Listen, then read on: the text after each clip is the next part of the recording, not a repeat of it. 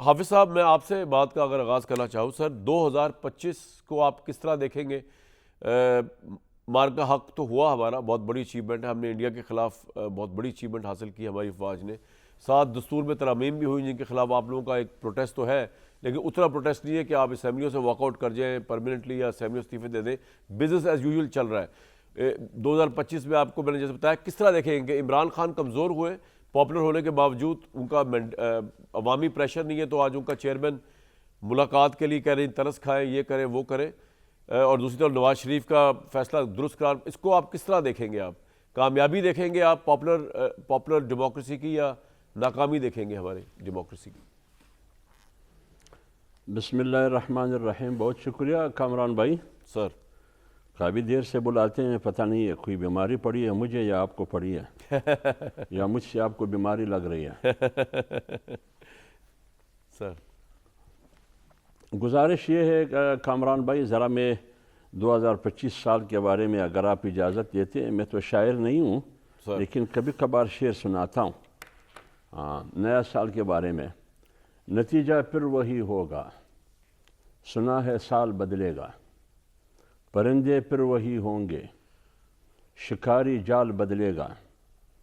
بدلنا ہے تو جن بدلو، بدلتے کیوں ہے ہندسے کو، مہینے پھر وہی ہوں گے، سنا ہے سال بدلے گا، وہی حاکم وہی غربت،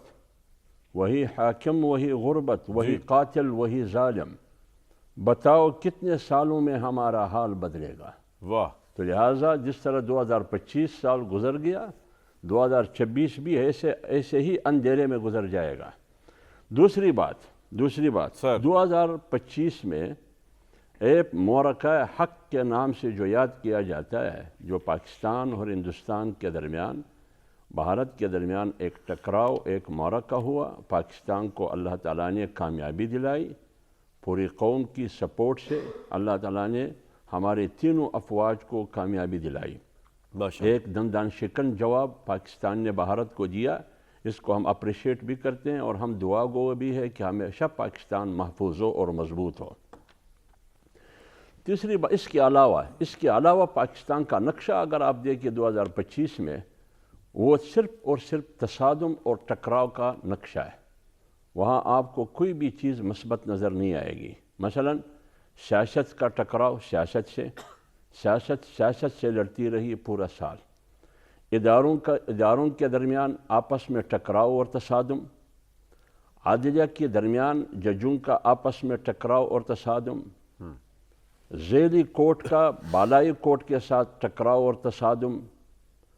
اور عدالت کا عدالت سے ٹکراؤ اور تصادم، صوبوں کے درمیان عدم اعتماد، ٹکراؤ اور تصادم، صوبوں اور وفاق کے درمیان ٹکراؤ اور تصادم، اور سب سے خطرناک، افسوسناک، اندوناک جو وفاق کے لیے اور ملک کے لیے، قوم کے لیے ایک ناسور، وہ ہے 27ویں ترمیم، جس کی وجہ سے پاکستان کا متفقہ دستور، جس کو سن 1973 کا دستور کہا جاتا ہے، 27ویں ترمیم کے ذریعے ہم نے اس کو متنازع بنایا۔ لہٰذا اب اس متفقہ دستور کی وہ متفقہ صورت اور ہیئت متنازع بن گیا، آج آپ اس کو متفقہ دستور نہیں کہا جا سکتا۔ اس ترمیم میں سب سے بڑی خطرناک بات یہ ہے کہ اس ترمیم کے ذریعے ہونا یہ چاہیے تھا کہ ملک کی مفاد کے لیے ہو، یا قوم کے مفاد کے لیے ہو، یا اداروں کی مفاد کے لیے ہو، لیکن 27ویں ترمیم میں کوئی ماہر قانون ہمیں بتا دے کہ اس میں اداروں کی مفاد کا ایک نقطہ ایک کلاس، یا قومی مفاد میں ایک نقطہ ایک کلاس، یا ریاست کے مفاد میں ایک نقطہ ایک کلاس، ایک نقطہ ہمیں بتا دے۔ ہاں اتنا ہمیں بتائے کہ 27ویں ترمیم کے ذریعے ریاست کمزور ہوئی، وفاق کمزور ہو گئی، تمام ادارے کمزور ہو گئے، اداروں کے درمیان اور تصادم اور ٹکراؤ پیدا ہوا، شخصیات مضبوط ہوئے۔ لہٰذا ترامیم سن 1973 کی آئین میں 49 یا 59 ترامیم آپ کرتے ہیں، جس کے نتیجے میں ریاست بھی کمزور، قوم بھی کمزور، ادارے بھی کمزور۔ یہ 2025 کا خلاصہ ہے۔ ٹھیک ہے۔